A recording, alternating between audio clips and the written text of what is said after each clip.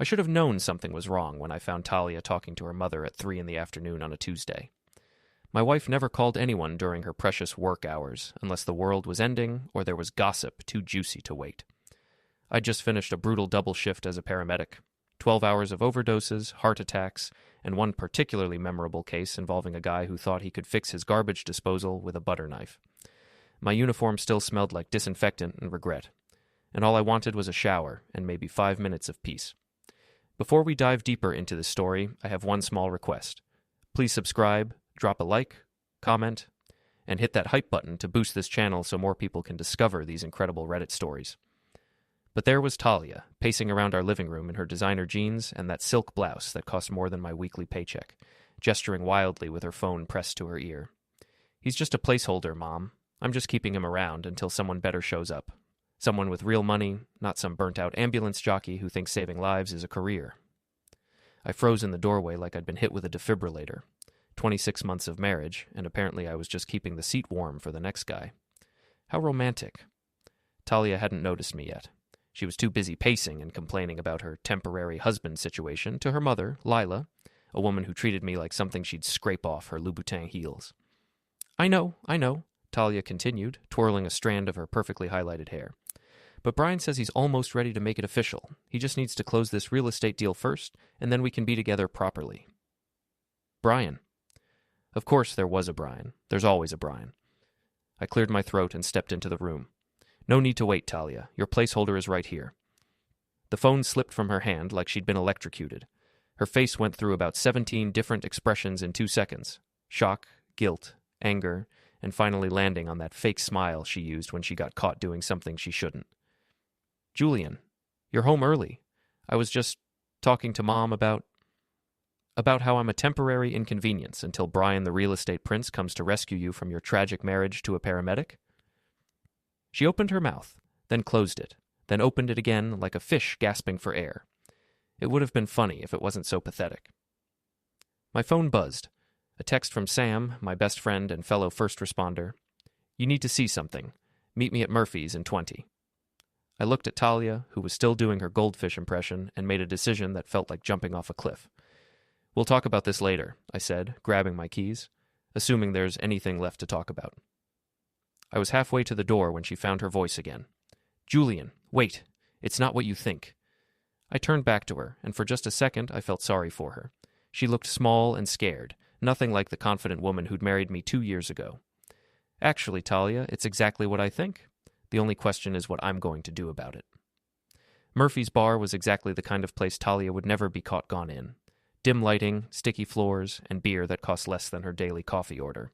It was perfect for conversations you didn't want overheard by the country club crowd. Sam was already there, nursing a whiskey and looking like someone had run over his dog. Sam Rodriguez was built like a linebacker and had the emotional range of a brick wall, so seeing him upset was like watching a mountain cry. "This is going to hurt," he said without preamble, sliding his phone across the scarred wooden table. The photo was blurry but clear enough. Talia and a tall guy with perfect hair and a suit that probably cost more than my car, entering what looked like an expensive apartment building. The timestamp showed yesterday, 11:47 p.m. I'd been working a night shift, pulling a drunk driver out of his overturned BMW. "There's more," Sam said quietly. He swiped to the next photo. Same guy, same building, but this time it was Talia leaving at 6:23 a.m., wearing the same dress from the night before, but looking like she'd been through a blender. "Who took these?" "My cousin Miguel works security at that building. Recognized Talia from your wedding photos. He's been seeing this pattern for about 3 weeks now." 3 weeks. While I was out there trying to save lives, my wife was playing house with some real estate Romeo. "There's something else." Sam pulled out a manila envelope. "Miguel got curious, did some digging. Your boy Brian owns the penthouse. Brian Martinez, 33, specializes in luxury properties. Drives a Tesla, wears watches that cost more than most people make in a year." I stared at the photos until they blurred together. "How long have you known?" "Miguel called me this morning. I've been sitting here for 2 hours trying to figure out how to tell you." "And you decided on 'this is going to hurt,' followed by photographic evidence of my wife's affair? Would you have preferred a singing telegram?" Despite everything, I almost smiled. Sam had been my partner in the fire department before I switched to paramedicine, and his complete inability to sugarcoat anything had saved my life more than once. "What are you going to do?" he asked. I looked at the photos again. Talia, my wife of 26 months, sneaking around with a guy who probably spent more on cologne than I made in a month. The same woman who'd just called me a placeholder to her mother. I'm going to make them both very, very sorry they ever met me. Julian. Don't Julian me. You didn't hear what she said to her mother. I'm just the warm body keeping her bed occupied until someone better comes along. Sam finished his whiskey in one gulp. What do you need? Everything Miguel can get me. Photos, times, anything that proves this has been going on. And Sam, tell him to keep watching. I have a feeling this story isn't over yet. My phone buzzed with a text from Talia. Where are you? We need to talk. I typed back, at Murphy's with Sam. Take your time. I'm sure Brian can keep you company. The reply came back immediately. How do you know about Brian? I showed Sam the screen. And there's the confession. That was fast. Cheaters aren't usually criminal masterminds. They're just selfish people who think they're smarter than everyone else. I stood up, leaving $20 on the table. I'm going home to have a very interesting conversation with my wife. Want backup? No, but keep your phone on. I might need bail money. Sam grinned for the first time since I'd arrived. Now you're talking. I found Talia exactly where I'd left her, except now she was crying. Not the ugly, snotty crying that comes from actual remorse. This was the careful, makeup-preserving crying that she'd perfected during our marriage whenever she wanted something. Julian, thank God you're back. I can explain everything. Can you? Because I'm really curious how you're going to explain 3 weeks of sneaking around with Brian Martinez while I was working night shifts. Her face went white. How do you know about Brian? Know about the penthouse? Know about you leaving his building at 6 a.m. wearing yesterday's dress? I pulled out my phone and showed her the photos. Security cameras are everywhere these days, Talia. You might want to remember that. She sank onto the couch like her strings had been cut. It's not what it looks like. Really? Because it looks like my wife is having an affair with a real estate agent while calling me a placeholder to her mother. I never meant for you to hear that. Oh, well, that makes it so much better.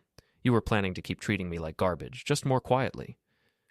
The tears were coming faster now, and for a moment I almost felt bad for her. Almost. Julian, please. I made a mistake. Brian doesn't mean anything to me. Funny, because according to your mother, he means enough that you're waiting for him to make it official so you can be together properly. Talia buried her face in her hands. I was confused. I didn't know what I wanted. But you knew what you didn't want. Me. She looked up, and I saw something in her eyes I'd never seen before. Genuine fear. Not of me, but of losing the comfortable life I provided while she figured out her next move. That's not true. I love you. You love my paycheck.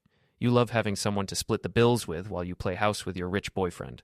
But me, the actual person, you just told your mother I'm a burnt-out ambulance jockey you're keeping around until someone better shows up. I didn't mean it like that. How did you mean it, Talia? Because I'm having trouble finding the loving interpretation of calling your husband a placeholder. She was quiet for a long moment, and I could practically see the wheels turning in her head. Talia was many things, but stupid wasn't one of them. She was calculating, trying to figure out how much damage control she could do. What do you want me to say? She finally asked. I want you to tell me the truth, all of it. How long has this been going on? What did you tell him about me? What was the plan? Were you going to divorce me or just keep both of us on the hook indefinitely? Julian. The truth, Talia. You owe me that much. She took a shaky breath. It started 2 months ago. Brian was helping me find a new location for the boutique, and we just connected. Connected? Is that what we're calling it? He understands my ambitions. He gets that I want more than this. She gestured around our modest apartment. More than what? More than being married to someone who saves lives for a living? More than having someone who comes home to you every night instead of playing the field? More than struggling to pay bills every month? More than shopping at Target and pretending I don't care that all my friends have husbands who can afford to take them on real vacations? And there it was. The truth, finally. I wasn't a husband to her. I was a financial disappointment. So Brian was going to rescue you from your tragic middle-class existence? He has money, Julian. Real money. He could give me the life I deserve. The life you deserve. Right. I stood up, suddenly exhausted. Well, here's some news for you, Talia. You're about to get exactly the life you deserve. What does that mean? I looked at her, really looked at her, and realized I felt nothing. No love, no anger, just a cold, clear understanding of what needed to happen next. It means I'm done being your placeholder. The next morning, I called in sick to work for the first time in 2 years. I had more important things to do than patch up drunk drivers and overdose victims. I had a marriage to end and a reputation to destroy. Talia had spent the night at her mother's house, which gave me free run of our apartment and her things. Amazing how careless cheaters could be when they thought they were smarter than everyone else. Her laptop was password protected, but Talia had never been particularly creative. Her password was Brian 2024. Apparently she was already planning their future together. Her email was a goldmine. Months of messages between her and Brian, planning their secret meetings and laughing about how clueless I was. But the real treasure was her text message backup, automatically synced to her email account. Can't wait to get rid of the burden, she'd written to Brian just last week. Julian is so pathetic, working all those hours for peanuts while you make more in one sale than he makes in 6 months. Brian's response? Soon, baby. Just need to close the Henderson deal and then we can go public. Your husband won't know what hit him. I screenshot everything, organized it into folders, and uploaded it all to a secure cloud account. Then I started making phone calls. Sam, it's Julian. I need that favor we talked about. What kind of favor? The kind that involves your cousin Miguel and a very public real estate office. Sam was quiet for a moment. What are you planning? Justice. Sweet, humiliating justice. Should I be worried? Only if you're married to a cheating real estate agent. My next call was to my lawyer, Dave Patterson. Dave had handled my father's estate and had a reputation for being thorough and completely without mercy. Dave, Julian Martinez. I need to file for divorce. I'm sorry to hear that. What are the grounds? Adultery, and I have proof. How much proof? Enough to wallpaper a small house. Dave chuckled. My favorite kind of case. When can you come in? How about now? I'll clear my afternoon. The divorce papers were filed by 3 p.m., along with a request for a restraining order requiring Talia to stay away from our joint bank accounts and credit cards. Dave had also helped me document everything we owned, and it turned out that almost everything of value was in my name. The apartment lease, the car, even the expensive furniture Talia loved so much. She's going to be very unhappy, Dave warned me as I signed the last document. Good. She should have thought about that before she decided I was a placeholder. What's your next move? I'm going to introduce Brian to the concept of consequences. Dave raised an eyebrow. Legal consequences, I hope? Completely legal. I'm not going to lay a finger on him. I don't need to. What does that mean? It means Brian Martinez is about to discover that some people fight back. I left Dave's office with copies of all the paperwork and a feeling of satisfaction I hadn't experienced in months. For the first time since I'd overheard that phone call, I felt like I was in control of my own life. My phone rang as I was walking to my car. Talia. Julian, I got a call from the bank. They said you froze our accounts? My accounts, Talia. Turns out when you're planning to leave your husband for a richer man, you should probably make sure your name is actually on the bank accounts. You can't do this. Actually, I can. Dave Patterson explained it to me in great detail. Funny thing about marriage. When one person is cheating, the other person gets to protect their assets. Julian, please. I need money for groceries, for gas. I'm sure Brian can help you out. After all, he's got real money, right? Not like your pathetic placeholder husband. The line went quiet for a moment. How long have you known? Long enough to document everything. The photos, the emails, the text messages. All of it. What do you want? I want you to disappear from my life. Permanently. And if I don't, I smiled, even though she couldn't see it, then things are going to get very uncomfortable for you and your boyfriend. Very publicly uncomfortable. I hung up before she could respond. Phase 1 was complete. Now it was time for Phase 2. Brian Martinez worked out of a glass-walled office in the most expensive part of downtown, the kind of place where they served artisanal coffee and everyone wore suits that cost more than most people's rent. It was exactly the kind of place that would hate a public scene. I waited until Thursday afternoon, when the office would be full of potential clients and busy agents. Then I walked in wearing my paramedic uniform, the one Talia was so embarrassed by, and asked to speak with Brian about a property matter. The receptionist, a young woman with perfect makeup and a smile that looked like it had been surgically attached, directed me to Brian's office. He was exactly what I'd expected. Tall, handsome in a generic way, with the kind of confidence that came from never having to worry about money. Mr. Martinez, I'm Julian Martinez. I think we have something in common. Brian looked up from his computer, and I watched his face change as he recognized my name. What can I do for you? Well, you've been doing my wife for the past 2 months, so I thought maybe we should meet. The color drained from his face. I think there's been a misunderstanding. No misunderstanding. Talia Martinez, blonde, about 5'6", loves expensive things she can't afford. You've been meeting her at your penthouse while I work night shifts? Brian glanced toward his office door, which I deliberately left open. The receptionist was staring, and I could see other agents starting to notice the conversation. Maybe we should discuss this privately, Brian said, moving to close the door. Oh, I think this is exactly the right level of privacy, I said, raising my voice slightly. After all, you didn't seem to mind discussing my marriage with Talia. She showed me the text messages. Look, I don't know what she told you. She didn't tell me anything. I read your messages myself, particularly the one where you called me burden and talked about how pathetic it was that I work for a living. By now, the entire office was listening. Brian's face had gone from pale to bright red. That was taken out of context. Really? What's the proper context for sleeping with another man's wife and planning to go public once you close your next deal? Brian sat down heavily in his chair. What do you want? I want you to understand something about consequences, I said, pulling out my phone. See, when you mess with someone's life, sometimes they mess back. I opened my email and showed him the screen. Dozens of messages between him and Talia, all forwarded to what looked like a mailing list. What did you do? I sent copies of all your romantic correspondence to some people who might find it interesting. Your boss, for instance. The Henderson family? You know, the ones with the big deal you're trying to close?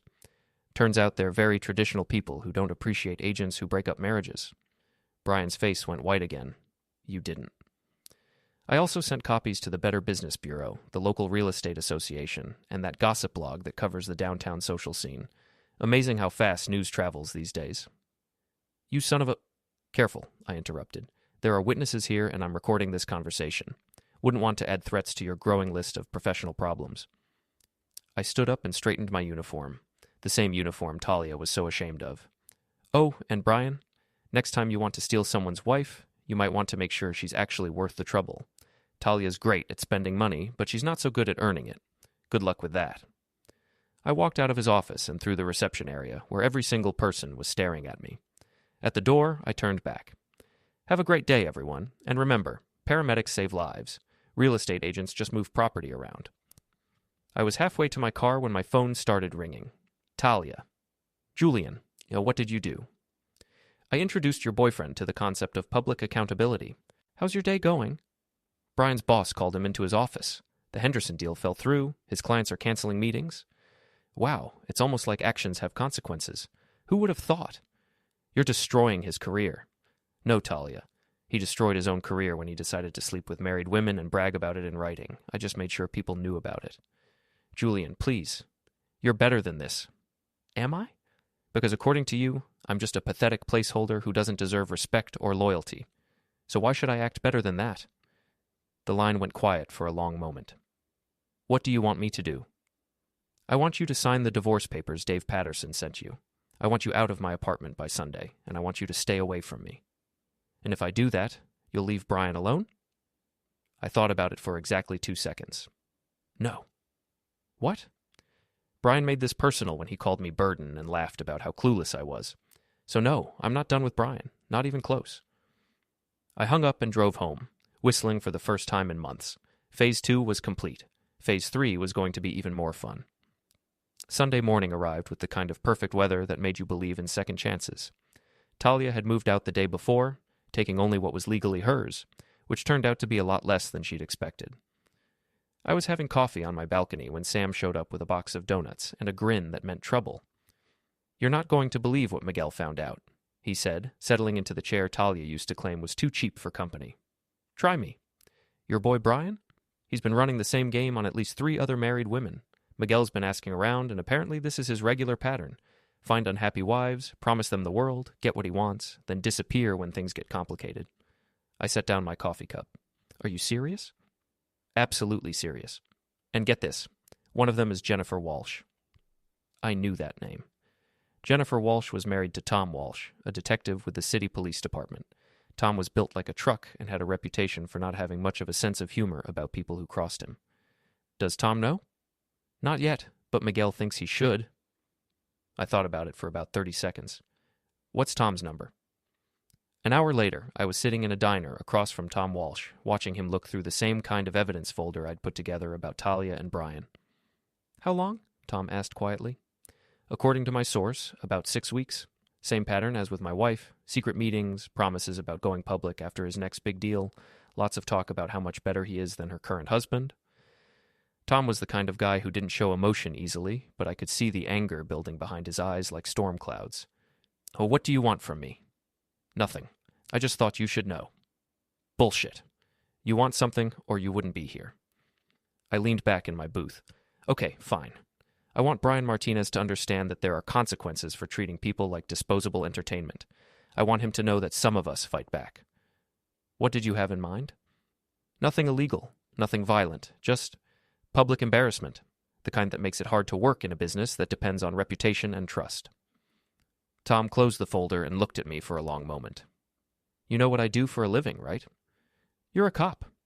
"I'm a detective. I investigate things. And right now, I'm very interested in investigating Brian Martinez's business practices." "What kind of business practices?" Tom smiled, and it wasn't a nice smile. The kind where he promises married women that he'll help them start new lives, then uses inside information about their finances to target properties for his other clients. Amazing how many of Brian's recent sales involved houses owned by women going through messy divorces. I stared at him. "Are you saying he's been using these affairs to get inside information for real estate deals?" "I'm saying that's what I'm going to investigate, thoroughly and publicly." "Is that legal?" "The investigation? Absolutely. The business practice? We'll see." Tom stood up and tossed a 20 on the table. "Thanks for bringing this to my attention, Julian. As a concerned citizen, I mean." "Of course. Just doing my civic duty. I'll be in touch." I watched him leave, then sat in the diner for another hour, thinking about how quickly things could change. 3 days ago, I'd been a placeholder husband with a cheating wife. Now I was a free man watching karma catch up with the people who'd tried to use me. My phone buzzed with a text from an unknown number. "This is Brian. We need to talk." I typed back, "No, we don't. Please. You don't understand what you're doing." "I understand perfectly. I'm giving you the same consideration you gave my marriage." I never meant for it to go this far. Neither did I. But here we are. "What do you want? Money? I can pay you." I stared at that message for a long time. Brian Martinez, the man who'd called me burden and pathetic, was trying to buy his way out of the consequences of his actions. "I don't want your money, Brian. I want you to understand something that your parents apparently never taught you. Other people aren't toys for you to play with." "Please, the police are asking questions about my business. My clients are canceling contracts. I could lose everything." "You should have thought about that before you decided to destroy my marriage for entertainment." "It wasn't like that." "It was exactly like that. You saw a woman who was unhappy with her middle-class life, and you used her to make yourself feel powerful. You never cared about Talia any more than you cared about me. We were just characters in your little drama." The phone was quiet for several minutes. Then, "What can I do to make this right?" I thought about all the nights I'd worked double shifts while Talia was with Brian. All the times she'd made me feel like I wasn't good enough, wasn't successful enough, wasn't worth her time. All the messages where they'd laughed about how clueless and pathetic I was. "Nothing," I typed back. "You can't make this right. You can just live with what you've done." I blocked his number and drove home. The next morning, the local newspaper ran a front-page story about a police investigation into unethical practices in the luxury real estate market. Brian Martinez was mentioned by name, along with several of his recent deals that were now under scrutiny. By noon, his real estate license had been suspended pending investigation. By evening, Talia had called me 17 times. I didn't answer any of them. Frotsteru. Epilogue. The life I deserved. 6 months later, I was having dinner at Murphy's Bar with Sam and his new girlfriend, Maria, when I saw the news story on the TV above the bar. "Local real estate agent sentenced in fraud case," the headline read. Brian Martinez had been convicted of using confidential information obtained through personal relationships to manipulate property deals. He was facing 2 years in prison and had lost his real estate license permanently. "Isn't that your ex-wife's boyfriend?" Maria asked. "Ex-boyfriend," I corrected. "And yes." "What happened to her?" "Last I heard, she was working retail at the mall and living with her mother." Sam raised his beer. "To getting the life you deserve." "To getting the life you deserve," I agreed. We drank to that, and I thought about how different things were now. I'd gotten a promotion at work. Turns out that standing up for yourself makes people respect you more, not less. I'd moved to a better apartment, one that I could afford on my own without having to worry about someone else's expensive tastes. And I'd learned something important about myself. I wasn't a placeholder for anyone. I was a man who saved lives, who worked hard, who deserved better than being treated like a temporary convenience. Talia had been right about one thing. She did deserve the life she got, just not the one she'd been planning on. My phone buzzed with a text from an unknown number. For a second, I thought it might be Brian or Talia, but it was someone else entirely. "Hi, this is Dr. Sarah Chen from City General. I heard about what you did for the Martinez investigation, and I wanted to thank you. Brian was seeing my sister, too. Would you like to have coffee sometime?" I looked at the message for a long moment, then showed it to Sam. "You going to answer?" he asked. "Maybe," I said. "But first, I want to finish my beer and enjoy being exactly who I am." "And who's that?" "Someone who fights back." I put my phone away and ordered another round. Outside, it was starting to rain, but inside Murphy's bar, everything was exactly as it should be. For the first time in years, I was completely happy with my life.